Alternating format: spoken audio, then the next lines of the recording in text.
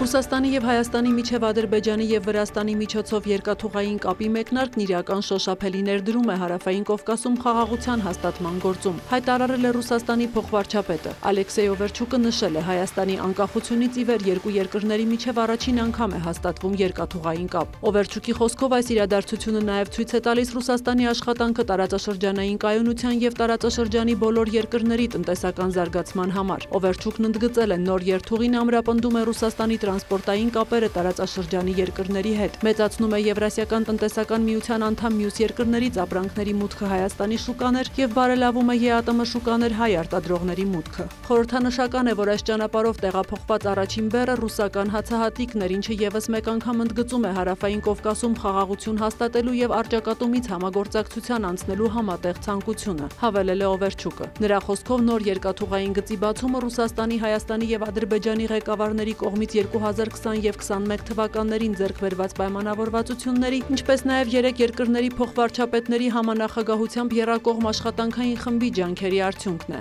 Օվերչուկը շնորհակալություն է հայտնել Հայաստանի փոխվարչապետ Մեհեր Գրիգորյանին և Ադրբեջանի փոխվարչապետ Շահին Մուստաֆայևին Հարավային Կովկասի տարածաշրջանում տրանսպորտային կապերի ապաշրջափակմանն ուղղված համատեղ ջանքերի համար, ինչպես նաև Վրաստանին այս երթուղով փոխադրումների կազմակերպման գործում կառուցողական մասնակցության համար։ Իր հերթին Ռուսաստանի տրանսպորտի նախարարությունը նշել է, որ մինչև 2026 թվականի հունվարի վերջ այս երկաթուղային երթուղով Հայաստան կուղարկվի ևս 132 վագոն ցորեն։ Դիտարկվում է նաև այլ բեռների մատակարարման հնարավորությունը։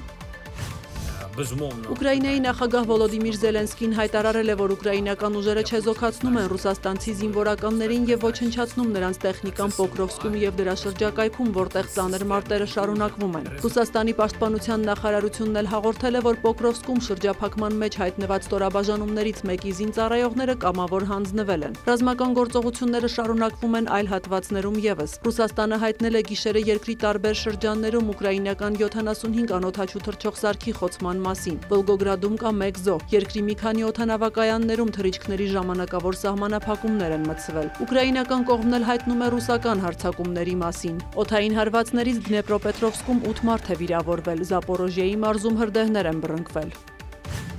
ԱՄՆ տրանսպորտի նախարարությունը երկրի 40 խոշոր օդանավակայաններում կկրճատի չվերթերի 10%-ը արդեն 36 օր շարունակվող շաթդաունի պատճառով։ Այս որոշումը պայմանավորված է օդային երթևեկության անվտանգության նկատառումներով։ Տրանսպորտի նախարար Շոն Դաֆին հայտնել է, որ ձեռնարկված միջոցառումները կչեղարկվեն, եթե դեմոկրատները համաձայնության գան բյուջեի շուրջ և կառավարության աշխատանքի մասնակի կասեցումն ավարտվի։ Շաթդաունի պատճառով ավիացիոն ոլորտի աշխատակիցների լուրջ պակաս է առաջացել, տասնյակ հազարավոր աշխատակիցներ էլ վարձատրություն չեն ստանում աշխատանքի դիմաց։ Դաշնային ֆինանսավորման պակասի պատճառով երկրում խնդիրներ են առաջացել նաև պարենային օգնություն ստացող անձանց համար։ Այս շաթդաունը դարձել է ԱՄՆ պատմության ընթացքում ամենաերկարը։ Նախորդ 35-օրյա ռեկորդը գրանցվել էր Դոնալդ Թրամփի նախագահության առաջին ժամկետի ընթացքում։ Հոկտեմբերի 1-ից շարունակվող շաթդաունի պատճառ են դարձել հանրապետականների և դեմոկրատների միջև բյուջեի նախագծում առողջապահական ծախսերի շուրջ տարաձայնությունները։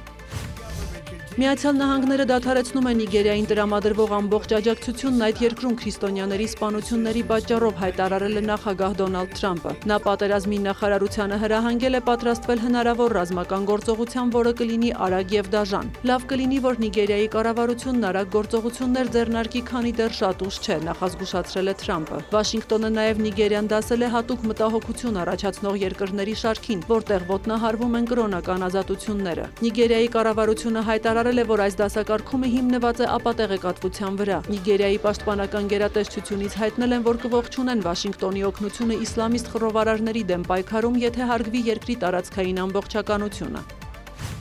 Ֆիլիպիններում Կալմայագի թայֆունի զոհերի թիվը գերազանցել է 110-ը, շուրջ 130 մարդ անհետ կորած է։ 400,000-ից ավելի մարդ տարհանվել է, երկրում աղետի իրավիճակ է հայտարարվել։ Սեբու կղզում ջրի տակ են անցել քաղաքներ։ Կալմայագին այս տարի Ֆիլիպիններին պատուհասած 20-րդ փոթորիկն է։ Այն այժմ շարժվում է դեպի Վիետնամ, որտեղ 350,000 մարդու տարհանման հրահանգ է տրվել։ Սյուզաննա Չրաղյան, լուրեր։